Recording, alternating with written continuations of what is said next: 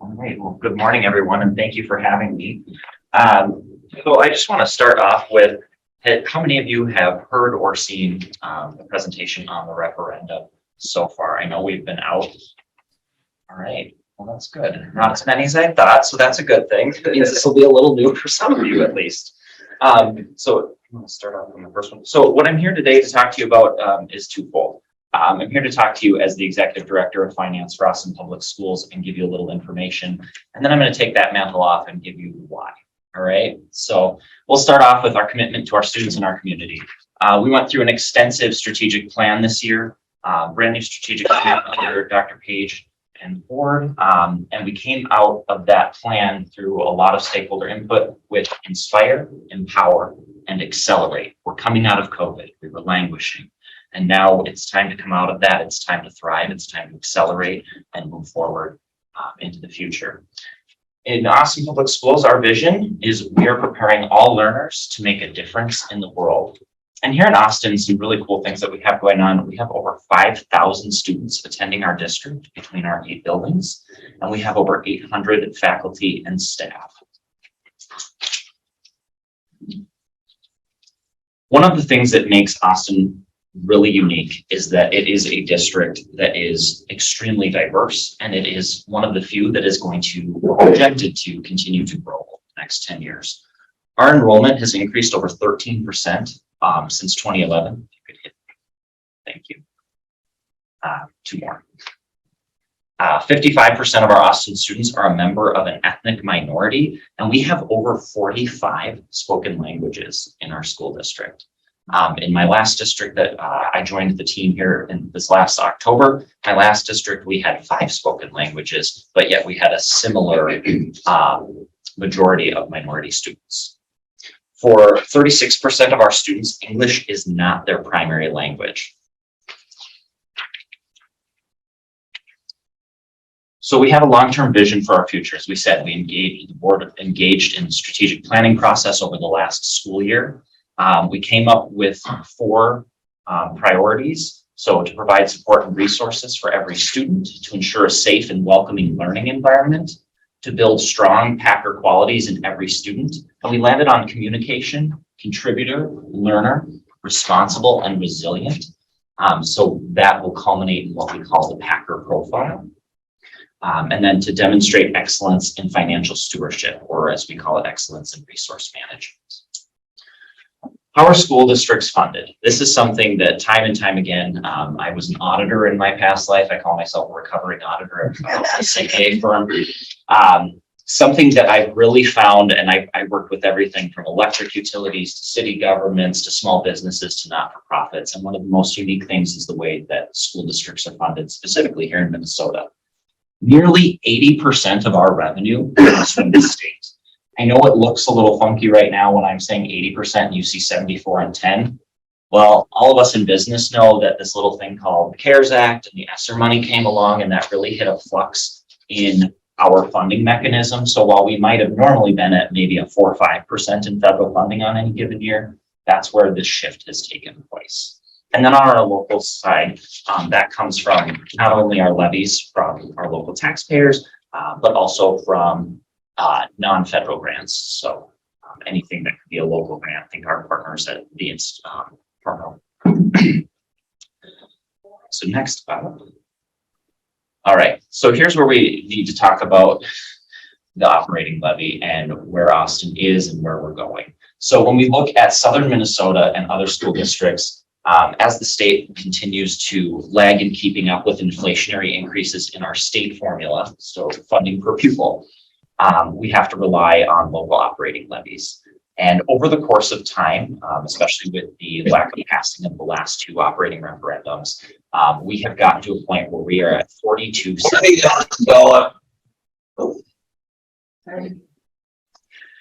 So when we talk about 4270 a pupil, what does that mean here in Austin? How much money are we generating at 4270 a pupil?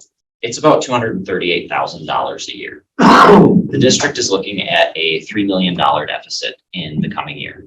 So if you ask, so the reason for the referendum at $470 increase per pupil puts us at $512.70, and that still puts us second or third from last, essentially, if we were to pass that referendum here in southern Minnesota.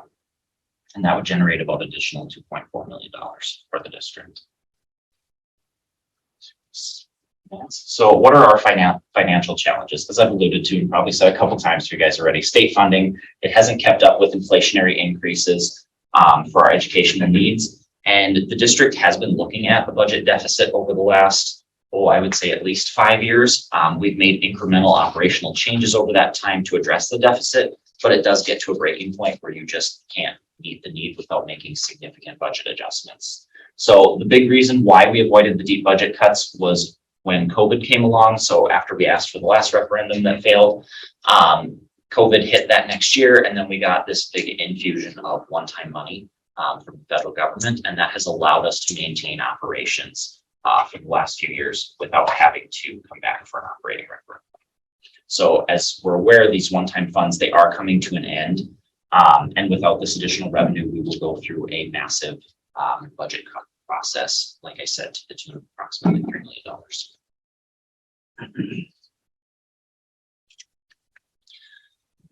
So our school board goals in this process, as I alluded to earlier with our 4 pieces, so we have inspire and empower and accelerate our student learning now and into the future. We want to preserve the operating budget to maintain our successful class offerings and extracurricular programs. So in Austin, we have a very robust offering through our high school, through our college partnerships with Riverland. The opportunities are endless, and we want to be able to maintain those. We want to prepare for future enrollment growth. We had a demographer come in and do some projection with us, and we saw that we might grow up to 600 students over the next 10 years. And that is a lot of growth, but unfortunately, you have to lay the groundwork and foundation for that. So we need to be able to prepare now for that eventual outcome. And then to continue managing costs. No, you're good. So what's our plan moving forward? So we're going to utilize the remaining ESSER or CARES Act money, and those expire in the fall of 2024. As I'm here today talking to you, we're looking at approval for a 10-year $470 per pupil operating levy increase. And many business owners, because I know you're all asking in the back of your head, how did you come up with $470 when we know the budget deficit is going to be $3 million? We did a sample of the community and we got the tax tolerance from the community based on that sample. And we hit the number where the tax tolerance was with taxpayers here in Austin. So we know that asking for more than what the tax appetite is going to result in a failed referendum. So we need to honor the information and the data that we gathered, and then we'll continue to make budgetary adjustments as we go. So going to the 470, what does that mean in terms of that $3 million deficit? So instead of 3 million, we'd be looking at about $500,000 to 600,000, which is, so again, I come from another Big 9 school district. I was in Faribault for a few years. I cut over $6 million in that district in my time there because they were going through declining enrollment, and it wasn't 20 kids a year. It was like close to 100 kids a year. So that's significant. It's divisive, it's painful, it creates a lot of shock and trauma to the community when you're cutting that across your system. So I just know from my historical experience, it is a very painful process, and creates a lot of division as you go through it.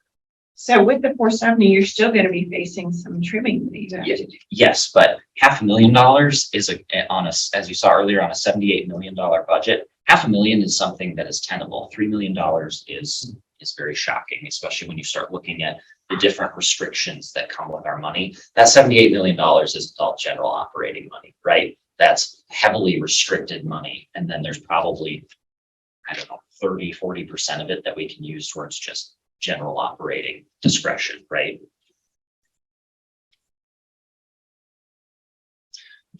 How does our plan improve our education here? So this operating levy would increase at $470 a student. So it would support our budget to the tune of $2.4 million. It'll protect our student services and programs, manage some of the rising costs of supplies and utilities. I know all of us look at our pocketbook and we look at inflation and we've seen the numbers. It's not going to manage everything. That's why I said we are going to need to continue to trim and make budget adjustments as we go to manage these things. But this will at least help offset some of that. And it'll just help ease future increases in admission costs and fees. We raised fees this year for the first time in 13 years, which I have to say is unheard of. In all of my experience with school districts, I was really impressed. I thought that I was going to get run out of town for a day when I had proposed that increase. So these are things that we see that are very important to families here in the East.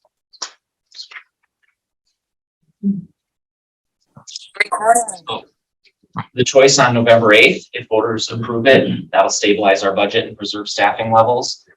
It'll help increase a little bit of revenue here in the district for a stronger financial position to continue to support the growing enrollment. And then if voters reject the levy proposal, the district will face that $3 million deficit.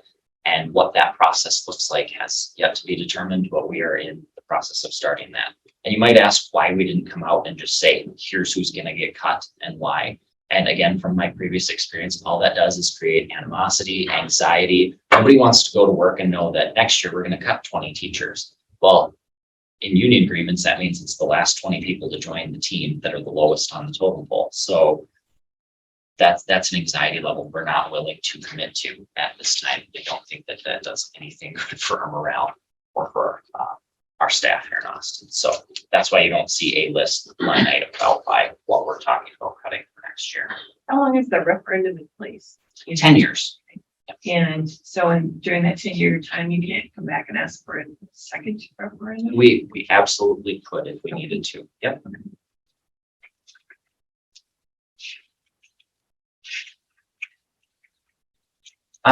Tax impact. The district has worked to provide high value for its taxpayer investment. Something that I have learned in Austin is that we don't come to the taxpayer unless we need to. Like, that is why we're here, is because it is time we need to do this to provide value. The average home in Austin is valued at $170,000. So that is where we built our data point based off of. And you would see a monthly tax increase of about $12 a month, or approximately $149 a year. We also have put a tax calculator out on accelerate-austin.org. So whether you're a business owner, homeowner, farmer, you can see what your tax impact will be. And for any of you that have intersects with agriculture, when it's an operating referendum, it is taxed on the home and the 1 acre. It is not the agricultural property. And we're trying to be very clear in talking with people about that, because farmers are always concerned that it's going to be on all of their ag land. And that is a very different referendum. So that is not what we're talking about today. So voting information, early voting started on September 23rd and it goes through November 7th. And then election day, which for some of you, I know you are anxiously awaiting, is on November 8th. And we can vote in person from 7 a.m. to 8 p.m. at the polling place. Lastly, if you do want to learn more, as I indicated earlier, accelerate-austin.org. You can get there through our website, or you can type it in. We have some fantastic things on that website. We have a one-pager that I've handed out to all of you, which just gives you the quick and dirty on the referendum. We also have that's on our resources page on accelerate-austin.org. We have an FAQ. There's a lot of questions that we've received over time. So we just decided to accumulate that knowledge base and put that in our FAQ section on Accelerate Austin. It's very robust and can answer a majority of questions that people have. But if you can't find an answer to something as you're getting questions about things out in the community or having discussions over maybe a happy hour, let us know and we'll do our best to answer those questions for you. So lastly, this is where I take off my mantle of Executive Director of Finance, and I just talk to you as Andrew, community member and taxpayer.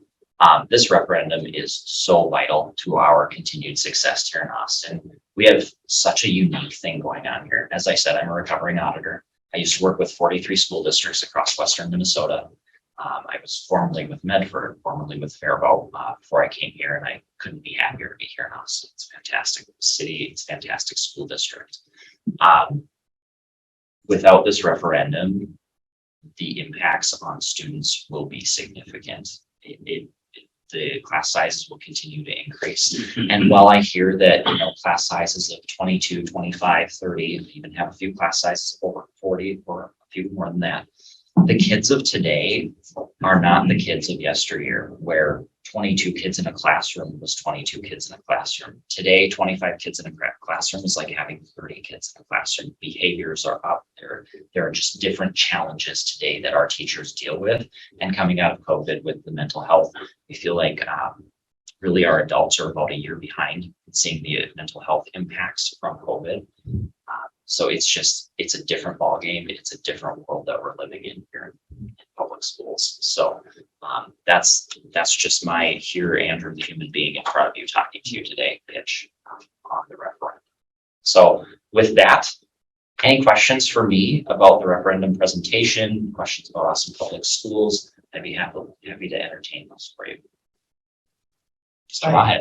Yes. So what impact, if any, is this having with respect to the CLC and the bats and all that? Good question. So I'm hoping that everyone has heard about our change in scenery for our CLC and our integration of that programming into our buildings. There was a lot of health and safety concerns in that facility. So we are in the middle of a 10-year facilities planning process, and we are looking at not only, as I alluded to, the growing enrollments, but also our CLC programming. We're learning more and more how vital early childhood programming at that early childhood level, but then BPK and then pre-K programming is to our students that are coming into our system. As you saw in the first slide, we are at a just shy of today of 60% minority students in our district. So, and with the 40 plus spoken languages, you can imagine where everyone's coming from. They're coming in with different skill sets and different lived experiences. So that programming has been vital in getting kids ready to come into our schools and to be successful. First of all, thank you for coming and great presentation. I might have missed it. I had a text right in there. So you talked about the increase in property taxes for homeowners. What about business? Did I miss that, or do you have? So that calculator also does your business impact as well. So you can go out to accelerateawesome.org, go to the tax calculator, and you can select your business, and then you put in your estimated valuation, and that'll tell you your tax impact as well. Yeah. Yeah, nice presentation. Thank you. So this has passed. Does most of this money go into personnel, salary, Great question. buildings, athletics? Where would you see that? Fantastic question. So operating levies are for operations, district operations, meaning maintaining instructional staff, paraprofessionals, custodians, albeit all that. Operating levies are not for new facilities, new buildings, remodeling, any of that. This will all go directly into salaries and maintaining operational programming, think career pathways and all of those things. Yep. So the over $4 million that the Senate didn't approve in the legislation, would that have gone to this? So I don't want to get too political, but What's an honest question? no, it's a great question. Turn the money down. So Had it come from somewhere. had the state approved, one of the big things was the cross subsidy for special ed services, and they were going to do a 40% reduction in our cross subsidy. So we get about 60 cents, we average about 60 cents on the dollar for every dollar spent on special ed. So if they would have done that 40% reduction, we would have gotten about $2.4 million in revenue back through the special ed subsidy in reduction aid. So that would have definitely been a huge help in this process. And ironically enough, we were holding off for that decision to be made before we called for the special for this operating referendum because we were hoping that we would get that and then we wouldn't have to go to the taxpayer, right? So we were trying to be very judicious in our decision making, trying to be very planful in that. I don't remember how many students are in the special ed program or percentage. I don't know exactly offhand, but I could get back to you on I think it said 16% more of those slides. that. Okay. That was for the ESLs. Oh, that was, Yeah, okay. yeah. Yeah, we were focusing on our diversity number statistics. I know that many of us were excited about trying to increase the funding for the cross subsidy, but what was not included was something part of statute, which was looking at how we could streamline paperwork and look at our cost drivers. Just gonna pass out $4 billion, not million, $4 billion into funding without looking at what's actually making it more expensive. We'd love to help make it the cost drivers. Yep, drive those down. There's a lot of paperwork in special ed. There's a lot of people who were on board with that, if that was. Yeah, that would be great. And just to be clear, it was over 4 million for Austin. The Oh, pot that we would have got was about 2.4 million, not 40% reduction, about 2.4. That number was kind of changing because there's different numbers that I saw a couple different numbers, so that's why I landed on 2.4 was the number I was comfortable with. So if you'd have gotten a 2.4, would we be having a referendum? We would be focusing on other projects at that point, but this is vital to our continued operations and sustainability. So, yeah. So what's the impact of staff? My wife spent the entire Labor Day weekend moving. Because we didn't pass the referendum on the CLC building. I'll get that hammered for. So what, at some point as a private business owner, if you're spending time doing things that are just covering up for mistakes, you're not being profitable, you're not moving forward, you're really just kind of trying to sustain yourself. Is there any analysis as to kind of, what these budget shortfalls are related relative to efficiency? Well, I think I'm hearing two different things in that, because when we talk about things like the CLC move, you're talking about the impact is in lost time. And how I look at that is in lost instructional time, right? So who's really not benefiting? It's not the district, it's the kids, and it's the families who didn't get to receive services for that time, right? So that's the real impact there. Yes, we always want our staff to be as productive as possible. We want to value and honor that time and that contribution and put that back into our students. So yeah, that the real losers for the kids.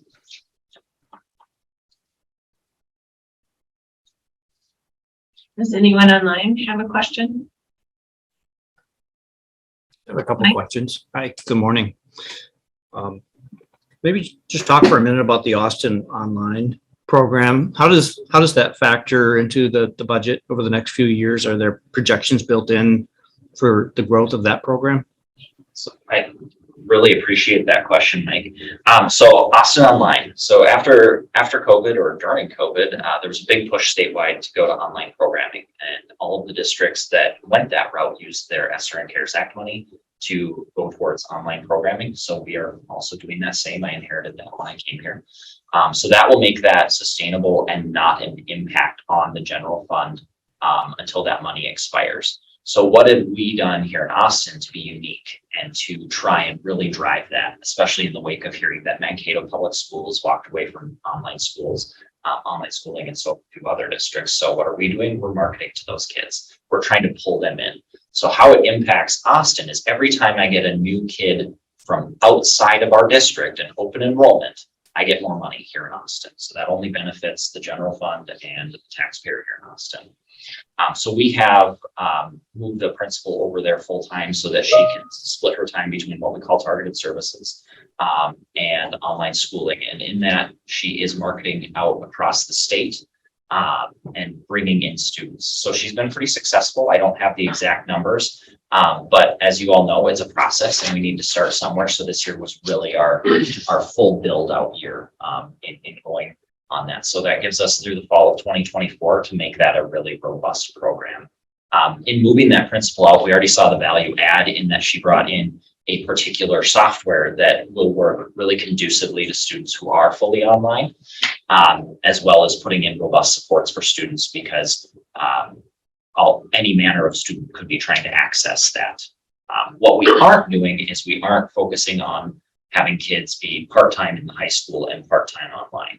That creates not only statutory issues and funding issues, but it also creates some convolution that just really muddies the waters if we're not interested in dealing with that. So what that does is that cannibalizes your high school students and turns them into online. So now you've just increased cost without increasing revenue. So that's where we're unique in that we're really focusing on that marketing and trying to recruit kids in to this program who want an online experience. And we can provide that through our robust programming. What is the financial pecuniary benefit per student? Approximately. So in Austin, I believe ours is somewhere around the $10,000 mark for that student, because we're not going to get tax revenue for that kid because they don't live in our districts. They're not a resident aid, what we call a ADM, average daily member. But we'll get all the state aid funding tied with that student. So it's about 10,000 About 10,000, yeah, per kid. per kid. What does big fail? How does that attract kids? That one, I'm a little too new to know enough to be dangerous around that particular partnership. What I have learned is, through, again, unique relationship that we have that's unique to Austin, is that it has been a driver of really an intentional investment in the arts. Again, not something I'm used to in my school district histories or experience, but we have very robust music programming and partnerships. And we're trying to really resurrect some of those. Again, not things that we pay for out of the Austin District Public Schools general fund, but partnerships that we've been able to build to add value.